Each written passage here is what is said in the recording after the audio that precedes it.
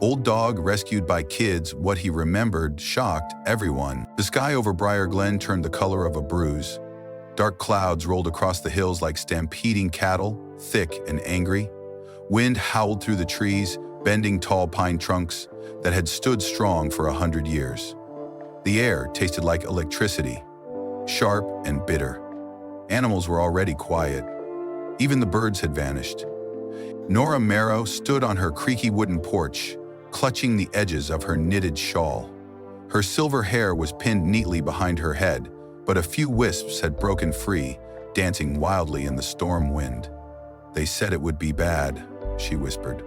Inside the cottage, her husband, Edwin, was stuffing photos into a tin box, wedding pictures, faded images of their old music studio, and a single Polaroid of them standing in front of the fireplace with a shaggy black and white dog between them. The dog looked happy, ears perked, eyes clear. That was Thistle, their dog. Not young anymore, but still proud. A 14-year-old border collie, his muzzle was peppered with white and gray. He used to chase anything that moved, sticks, rabbits, even shadows. But these days, he spent most afternoons sleeping beside Edwin's rocking chair. Tonight, Thistle was pacing, ears twitching, tail stiff. He knew something was wrong. The rain started suddenly, fast and heavy, as if someone had poured a bucket over the sky. Thunder cracked like a gunshot. The creek behind their house, usually no more than a gentle trickle, began to swell. Within minutes, it turned into a roaring, muddy beast. Nora and Edwin were gathering candles when they heard the splintering sound. Crack! A massive branch from the old willow tree behind the house snapped and smashed through the backyard fence. Water surged over the ground, sweeping debris like a broom clearing crumbs. Panic filled Edwin's eyes. "The floodgate! It failed!" he shouted. They barely had time to grab their coats. The water was coming fast, rushing through their vegetable garden, through the back door, into the kitchen. Thistle barked.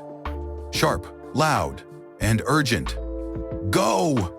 Nora yelled as she shoved the door open, water already up to her ankles. But then she tripped.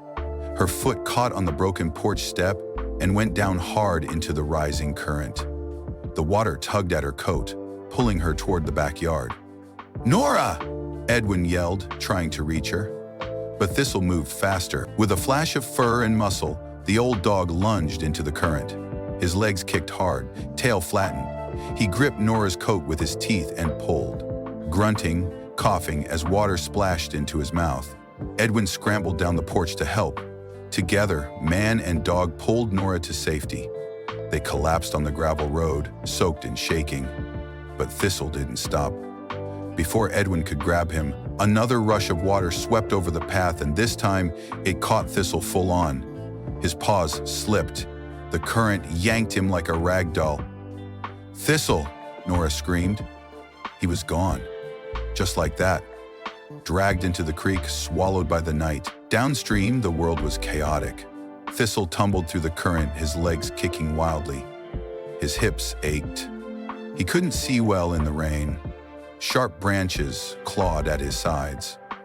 Cold water pushed him under again and again. He gasped each time he surfaced, snorting river water, his tongue burning. He had always been a good swimmer. Fast, sharp, fearless. He'd rescued ducklings, once even helped Edwin cross a broken log during a hike. But that had been years ago. Now, his joints screamed with every kick. His lungs felt too small. The world spun. Just when he thought he might sink for good, his front paw struck something solid. A large plank, part of a fence maybe, was floating nearby. Thistle clawed at it. Twice he slipped off, but the third time he hauled himself onto it, shivering and soaked. His claws dug into the wood as it pitched and dipped beneath him. He was moving, fast, down the river, carried by the angry current. Thistle lay flat against the plank, too tired to bark, too scared to close his eyes. He didn't know where he was going. He only knew what he had lost. The storm raged through the night, swallowing fences, fields, and memories. By dawn, the rain had slowed to a drizzle. The river was still fast, but it no longer screamed. Fog clung to the trees. Branches were snapped like matchsticks. Birds chirped, cautious and low. Thistle opened one swollen eye. The plank had drifted close to a bend in the river. A clearing opened to the side. A break in the trees, soft mud at the edge, ashore. Gritting his teeth, he inched his body toward it. When the plank scraped against a rock, he leapt. His legs buckled. He collapsed onto the wet earth, coughing and wheezing. He felt broken. His sides heaved with breath. For a long time, he didn't move. Then, he heard birdsong. Real birdsong, and something else. The faintest scent of smoke. Not the burning kind, the warm kind. Wood smoke, the kind that came from chimneys. His ears perked. People? He forced himself to stand. His legs were trembling, but they held. He shook once, hard, sending droplets flying. Then, slowly, step by step, he followed the scent. An hour later, Thistle reached a low ridge and looked down. There, nestled between the hills, was a small town. A place of brick cottages, tidy gardens, and smoke curling from stone chimneys. Colorful laundry flapped on lines. A red bicycle leaned against a white fence. Children's laughter echoed from a nearby park. Thistle froze, ears forward. He crept closer. His body was aching, but his heart stirred. Warmth. Safety. But also strangers. He had always been careful around people he didn't know. His job, long ago, had been to watch and listen, not to run up wagging his tail. That wasn't who he was, but he was tired and hungry, and more alone than he had ever been in his life. In the park, 5 children played under a gazebo, splashing in puddles, tossing a half-lap soccer ball. The youngest, a girl with mismatched socks and curls tied up with twine, paused. She squinted at the tree line. "Guys, do you see that?" The other kids turned. There, standing like a ghost at the edge of the grass, was Thistle. Wet, dirty, shivering. His eyes fixed on them, not wild, but not soft either. He was cautious. "Is that a dog?" one boy asked. "No collar," said another. The girl stepped forward, holding out a hand. "Hey, buddy," she said softly. "You lost?" Her voice was kind, warm, no fear. Thistle didn't move. But his tail gave one slow, uncertain wag. The little girl's name was Penny Ainsley. She was 10 years old, full of questions, and never went anywhere without her notebook, filled with drawings of magical forests, flying rabbits, and secret hideouts. Her hair was always messy. Her knees were always scraped. And lately, her house has been too quiet. That's why she spent most of her afternoons in the park, under the big cedar tree, with the other neighborhood kids, who called themselves the Hawthorne Club. When Penny stepped toward the trembling, soaked dog at the edge of the grass, the other kids didn't stop her. They trusted her with strays. "Hey there," she said again, her hand out, palm down, not reaching too fast. "It's okay." The dog stood perfectly still. His eyes darted from face to face, his chest rose and fell quickly. He didn't growl. He didn't bark. But his tail wagged again. Just once. Penny dropped to one knee. "Are you hungry?" She pulled a crumbled oatmeal cookie from her coat pocket and broke it in half. She gently set it on the grass between them. The dog's nose twitched. He crept forward like a shadow. Then he ate. They didn't take him home. They knew better. Some of their parents didn't allow pets. Others might call the pound. So instead, they led the dog to their secret place, an old abandoned train car at the edge of the woods behind the soccer field. They had found it last summer, covered in vines and graffiti. The inside smelled like dust and rust, but they'd cleaned it up. They had dragged in pillows, flashlights, comic books, and even an old mattress. To them, it was a castle. The dog hesitated at first. Then Penny whispered, "It's safe." And for some reason, he believed her. Inside the train car, the kids made a bed of old towels and sleeping bags. They found a dented metal bowl and filled it with water from a bottle. The dog drank slowly. His ears twitched when the wind whistled, but he didn't flinch. "He needs a name," said Mason, the oldest of the group. Penny looked at the dog's fur. Black and white, matted in places, but beautiful. Thistle, she said. Like weed? Someone asked. No, like something that looks soft but stands tall. Something wild but strong. Everyone nodded. And from that moment, he was Thistle. Thistle stayed hidden in the train car. Every morning, the kids brought him food. Bits of sandwich, apple slices, crackers. They combed his fur gently with old brushes. They talked to him, told him stories, and sometimes just sat beside him when the world felt too loud. Penny visited the most. Her parents had started fighting again. Her mom was packing boxes. Her dad had started sleeping on the couch. But when Penny was with Thistle, the world didn't feel like it was falling apart. It felt calm, safe, like someone understood without needing words. One afternoon, Ms. Talbot was walking her beagle past the field. She had sharp eyes, even behind her big round glasses, and had once been the town's only veterinarian before retiring. She saw the kids sneaking into the woods with grocery bags. She didn't call out. Instead, she waited until the next day and followed at a distance. When she reached the train car, she peered through a crack in the metal and saw him. Old, proud, eyes watchful, a posture that told her he had once been trained, really trained. Later that day, she stopped by the park bench where Penny sat sketching Thistle in her notebook. "That's quite the dog," she said casually. Penny stiffened. She looked ready to run. But Ms. Talbot smiled.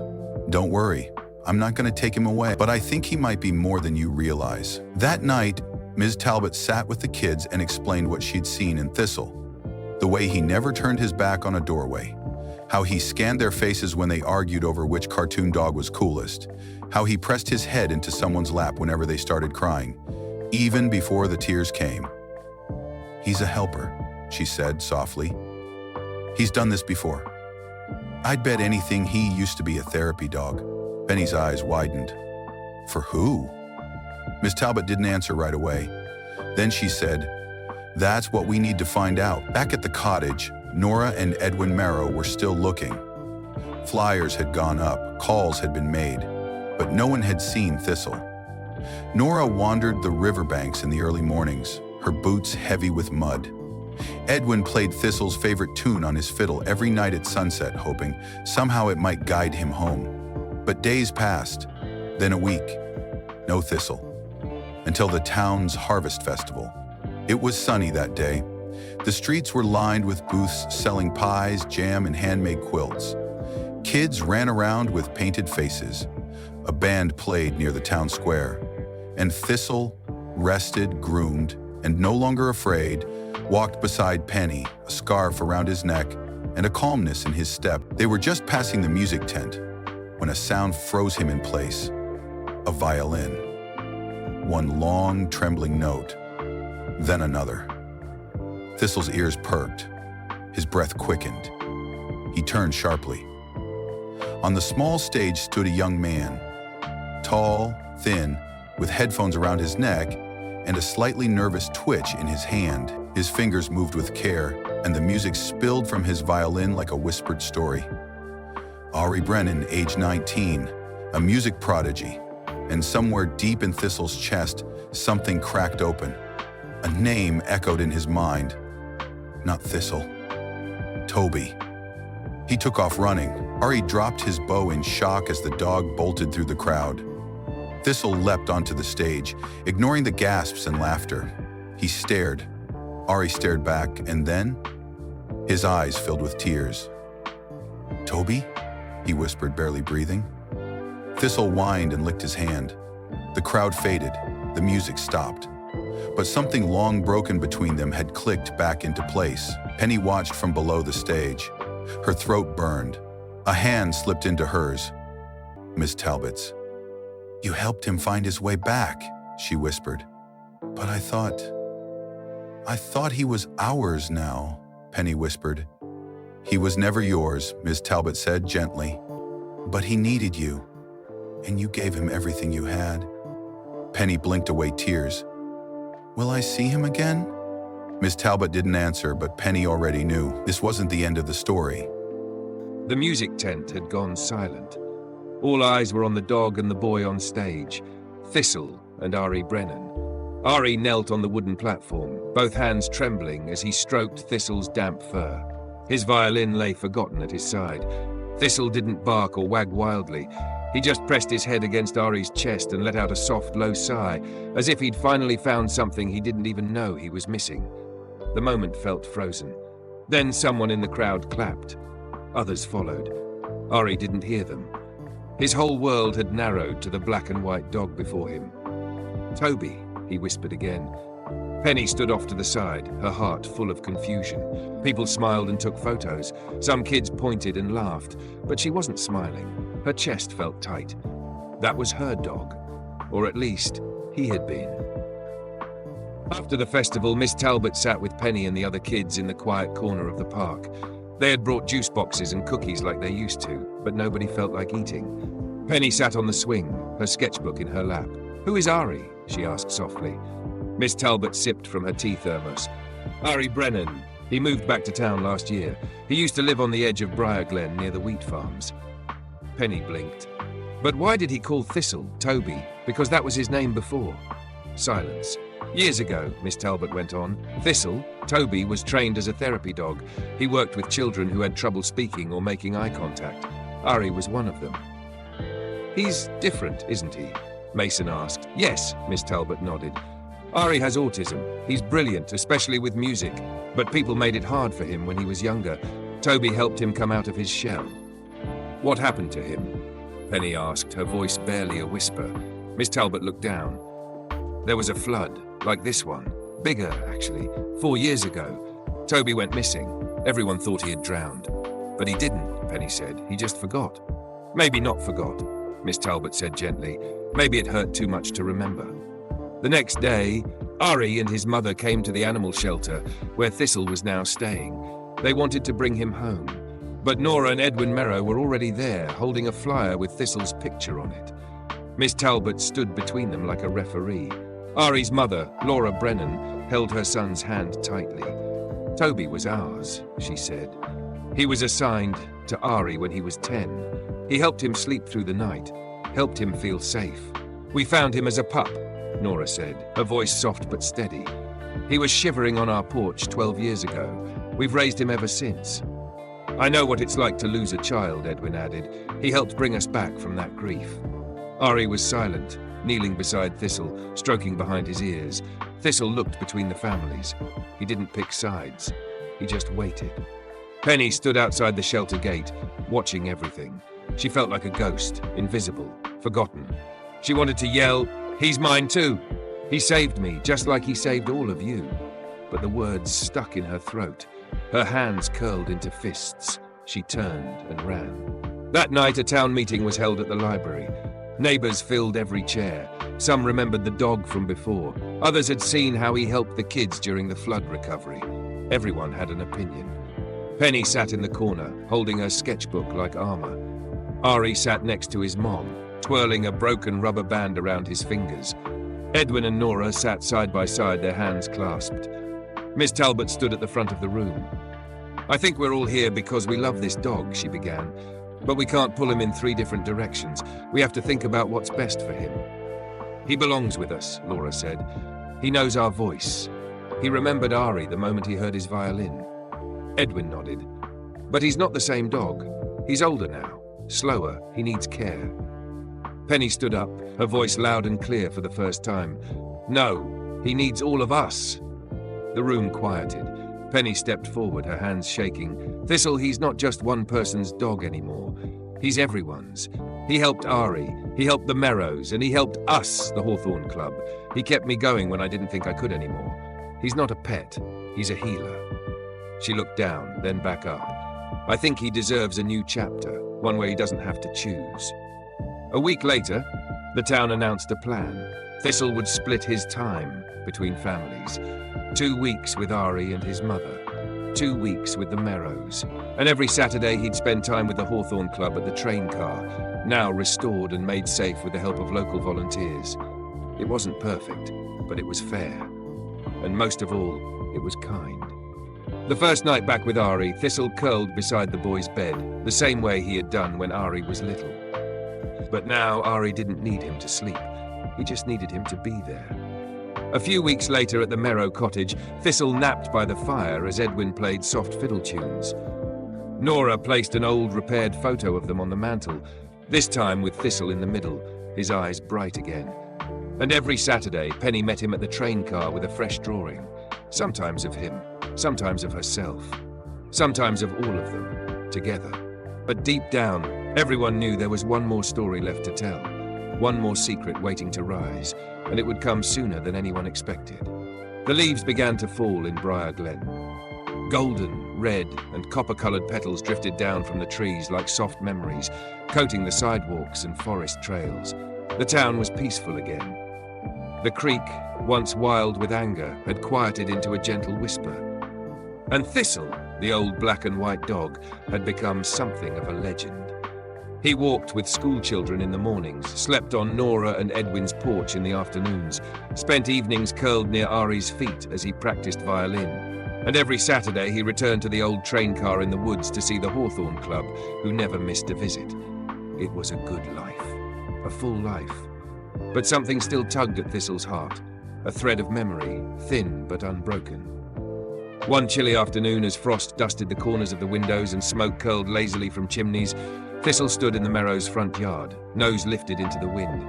There it was again, that scent, hay, earth, apples, and something else, a feeling. He barked once and took off down the lane. Nora called after him, but he didn't stop. His legs were slower than they once were, but his purpose was clear. He trotted through fallen leaves, past the schoolhouse, across the main road and into the fields beyond. By the time Nora and Edwin caught up with him in their truck, Thistle was already standing at the edge of a farm fence, his paws on the lowest rail, his eyes locked on the barn ahead.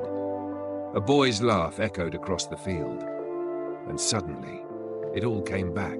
Years ago, before the Merrows found him, before the flood and the creek and the rescue, Thistle had lived here. His name had been Toby, and he was just a pup. There had been a boy, not Ari, but another. Smaller, messier, always barefoot. He had called Toby his best friend and had tied blue ribbons around Toby's neck like medals for bravery. They used to race through the hayfield, play hide-and-seek in the corn rows and sleep curled together in the loft above the barn.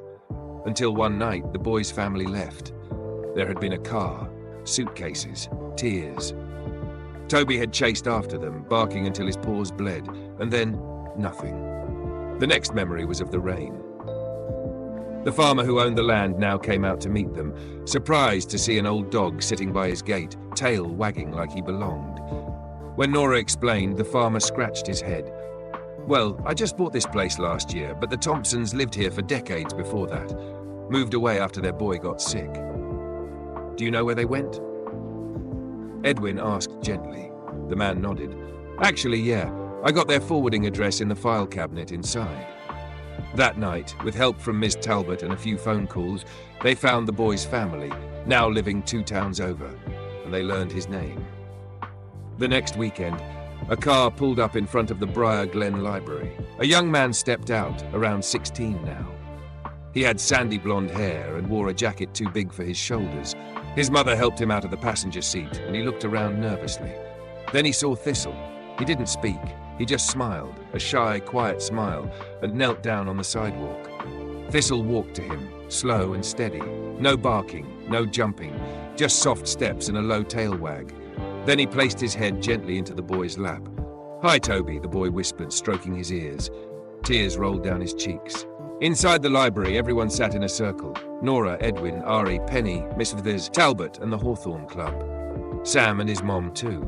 They didn't argue, they just talked. Sam's mom shared how much the dog had meant to her son. How Sam hadn't spoken for weeks after they left the farm. How he'd drawn the dog's picture on every page of every notebook for a whole year. Ari nodded. "He did that for me too," he said. "Toby, or Thistle, made me feel like I wasn't broken." Penny didn't say anything at first. Then she stood and walked to the front of the room. She held up a piece of paper. It was a drawing, a big one. It showed a house, a train car, a violin, a hayfield, and in the center, Thistle, curled up peacefully, his head resting on his paws.